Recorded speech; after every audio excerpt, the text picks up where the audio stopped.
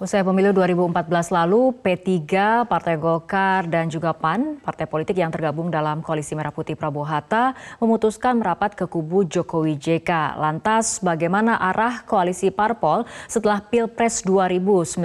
Untuk membahasnya sudah bergabung di studio Wakil Ketua Umum PAN, Bang Bara Hasibuan. Selamat malam, Bang Bara, apa kabar? Malam, Rara. Oke, berbicara mengenai dinamika politik, Bang Bara, bagaimana peluang PAN untuk mengubah arah koalisi di Pilpres 2019 ini? Peluang itu tentu saja ada ya. Jadi yang jelas kan memang komitmen kami di koalisi Prabowo Sandi ini hanya sampai pemilihan presiden. Ya. Sebetulnya secara de facto pemilihan presiden sudah selesai. Walaupun kita semua masih menunggu hasil resmi ya, masih menunggu proses penghitungan suara real count yang ada di KPU, dan KPU akan mengumumkan hasilnya secara resmi tanggal 22 Mei, dan setelah itu tentu kami bebas untuk menentukan ya, punya otoritas penuh untuk menentukan arah kami selanjutnya ya. Oke.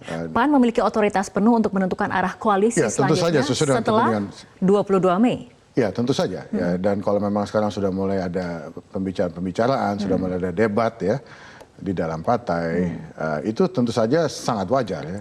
Karena sebetulnya kan kalau kita lihat dari quick count itu kan sudah tergambar secara cukup konkret bagaimana nanti hasil yang akan diumumkan oleh KPU, dan sekarang sudah 64% masuk data di KPU, jadi bisa dikatakan memang konsisten dengan hasil quick count.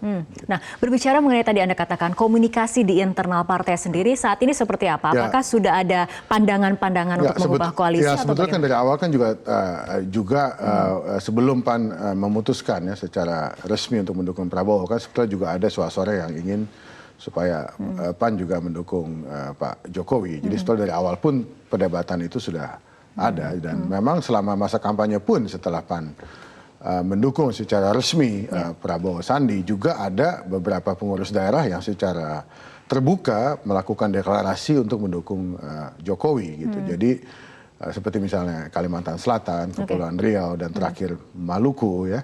Jadi sebetulnya tuh dinamika di dalam PAN juga memang cukup dinamis gitu, dan memang sekarang pun setelah pemilihan presiden selesai ya, setelah 17 April ini juga muncul lagi itu suara-suara untuk bagaimana nanti kita bisa menentukan arah setelah. Artinya pembahasan mengenai arah koalisi sudah dilakukan ya, saat secara ini? Informal sudah mulai. Termasuk dengan tokoh-tokoh yang ada di dalam PAN sendiri? Ya, secara informal kan sudah, itu tentu saja sangat normal dong, Rara, kan artinya kita tentu harus melihat kepentingan kita ya, dan bagaimana positioning kita yang terbaik 5 tahun ke depan ini sampai 2024. Oke, nah ini berkaitan dengan pertemuan Ketua Umum PAN Zulkifli Hasan beberapa waktu lalu sudah bertemu dengan Jokowi. Apakah betul tidak membahas mengenai posisi pimpinan MPR DPR diantaranya?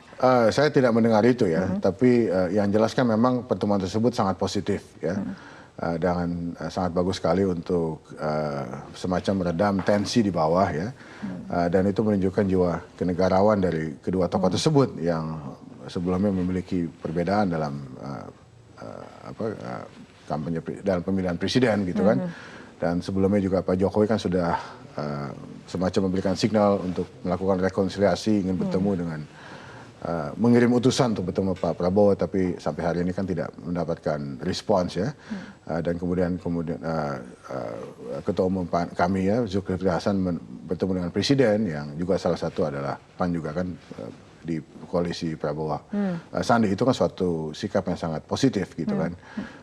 Sampai seberapa detail tentu saya tidak mengetahui secara persis ya, tapi yang jelas itu suatu peristiwa yang secara simbolis sangat penting. Dan apakah nanti akan berlanjut, ya kita lihat saja nanti. Nah, kita lihat saja. Tapi tadi Bang Bara mengatakan memang ini akan mengambil keputusan, PAN memiliki otoritatif seperti itu, otorisasi penuh setelah pengumuman resmi KPU. Nantinya siapa yang akan menentukan arah dari PAN dalam koalisi? Tentu nanti kan DPP akan membahas ini kan, itu harus menjadi keputusan DPP. Tapi waktu kita memutuskan ya setelah pemilihan presiden 2014 lalu, kita kan pada awalnya berada di luar pemerintahan. Kemudian kita memutuskan untuk bergabung tahun 2015.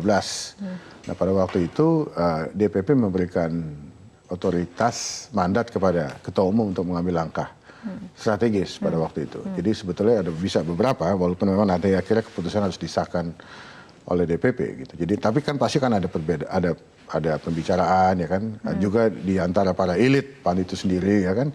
Kita memiliki ketua umum, ada ketua Dewan Kehormatan, ada ketua Majelis Pertimbangan Partai gitu ya.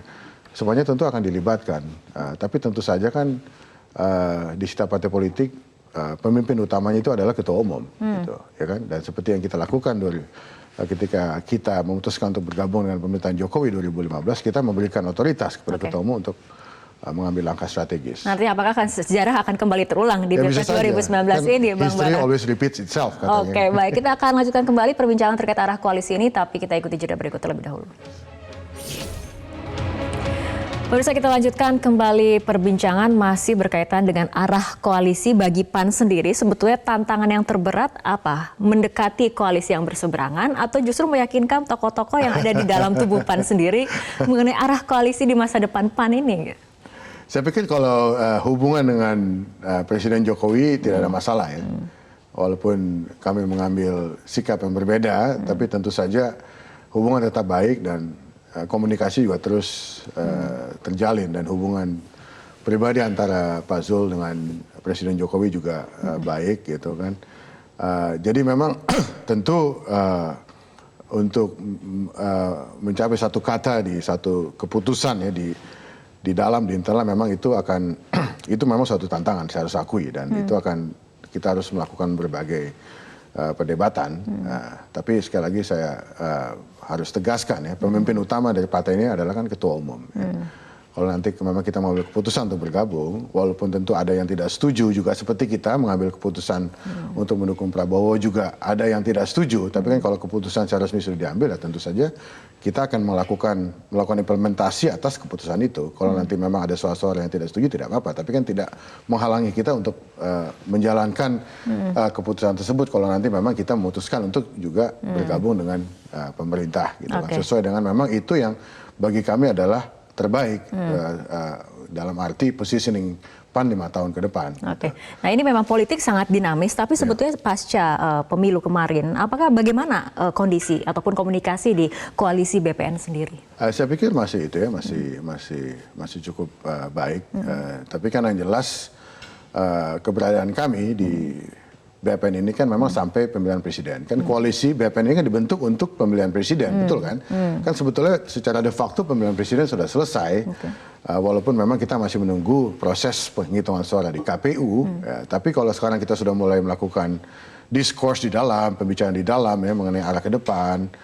Juga kita melakukan komunikasi dengan pihak luar, itu sebenarnya kan tidak ada masalah, gitu kan? Karena memang karena politik itu dinamis, tentu kita juga harus mengikuti dinamika itu secara cepat. Gitu kan. Nah, selain kedua tokoh telah bertemu, ketua umum PAN bertemu dengan Jokowi, ini perbincangan ataupun komunikasi antar partai politik, antar PAN dengan partai politik yang ada di koalisi seberang misalnya, ini bagaimana? Tentu kami kan juga punya hubungan baik dengan PDIP, dengan Golkar, dengan Nasdem. Kan tidak hubungan kami secara informal, kami terus melakukan diskusi dan komunikasi. Walaupun tidak secara resmi, misalnya sekarang sudah memulai negosiasi atau apapun itu pembicaraan resmi untuk bagaimana nanti kita bisa masuk ke pemerintahan, kan belum ke situ. Tapi kan artinya tapi komunikasi politik sudah mulai dilakukan ataupun dijajal dari sekarang. Komunikasi secara informal kan tentu saja terus berlangsung. Bahkan selama kampanye pun juga komunikasi informal.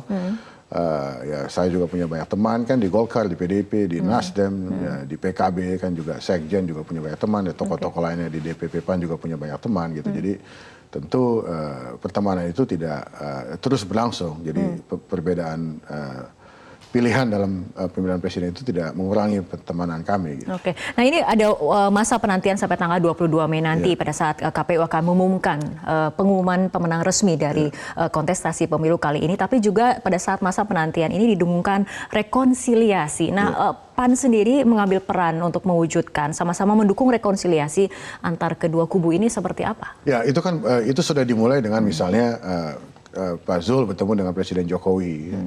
Minggu lalu itu kan sebetulnya suatu permulaan yang sangat positif ya, suatu hal yang sangat simbolis, dan Pak Zul memang bisa memainkan peran yang sangat strategis mengingat posisinya sebagai ketua MPR dan juga memang dia juga punya hubungan baik dengan Presiden Jokowi ya, jadi dia juga adalah salah satu tokoh utama di koalisi Prabowo Sandi. Jadi dia bisa menjadi jembatan memang. Dan kalau memang dia dipercaya untuk bisa memainkan peran ini secara konstruktif ya, menjembatani untuk mencapai suatu yang bisa dikatakan rekonsiliasi itu memang tentu kami akan sangat senang kalau dia bisa memainkan peran tersebut. Gitu. Memang mesti ada seseorang yang berani untuk mengambil inisiatif untuk melakukan ini. Gitu. Dan memang di sini kan perlu ada satu jiwa kebesaran ya, jiwa kenegarawan untuk bisa bagaimana kita nanti mengakui hasil pemilu yang akan diumumkan oleh KPU. Yang sebetulnya kan kira-kira kita sudah tahu gambarannya kan. Oke. Baik, nah terkait mengenai hasil pemilu tadi sudah disinggung oleh Bang Bara. Artinya sikap dari PAN adalah sama-sama menunggu dan apapun hasil pemilu akan diterima dengan lapang dada. Oh sangat jelas dong, sangat jelas dong. Kami kan tidak, kami ingin bahwa memang ini kan prosedur dalam demokrasi kita yang harus kita lalui dan kita ingin bahwa semuanya itu dilakukan secara konstitusional, gitu kan. Dan kita harus menghormati rules of the game ya, peraturan dari semua ini semua, dan sudah ada mekanisme kalau ada misalnya indikasi kecurangan kita harus kemana kan itu kan semuanya sudah dijamin oleh regulasi, oleh undang-undang dan juga oleh konstitusi. Gitu. Jadi kita semua akan dan kami selama ini kan juga melihat tidak ada kecurangan yang bersifat masif, terstruktur, sistematis dalam skala nasional. Gitu. Memang kecurangan itu ada ya, tapi kan skalanya itu bersifat lokal dan secara nasional tidak mungkin untuk bisa misalnya merubah hasil secara signifikan. Okay. Tapi kalau berkaitan dengan tudingan, ini juga situng KPU kemudian dilaporkan kepada Bawaslu oleh Gerindra dan juga Demokrat. Tanggapan Anda seperti apa? Saya pikir KPU sudah bekerja keras ya untuk bisa menjamin bahwa semua proses ini ya dari sebelum penghitungan, hari pemungutan sebelum pemungutan suara, hari pemungutan suara sampai perhitungan sampai hari ini itu berlangsung secara fair, secara transparan. Kita harus memberikan kredit kepada KPU, juga kepada seluruh petugas penyelenggara dan banyak sekali korban sudah di atas 400. Jadi saya pikir itu pengorbanan itu mereka itu jangan sampai kita sia-siakan. Kita harus hargai kerja keras mereka, pengorbanan mereka. Dan kami harus hargai juga bahwa KPU selama ini juga bersikap cukup fair dan transparan. Mereka membuka akses terhadap proses penghitungan suara, pusat data mereka ya kan tidak ditutupi. Dan selama ini memang tidak ada indikasi bahwa terjadi manipulasi data misalnya atau kecurangan yang banyak dituduhkan oleh beberapa pihak. Oke, kita memang akan sama-sama tunggu bagaimana pengumuman resmi dari KPU pada tanggal 22 Mei nanti dan kita juga tunggu bagaimana sikap PAN mengenai arah koalisi. Baik, terima kasih Bang Bara telah bergabung bersama kami malam hari ini. Terima kasih Mbak Yara.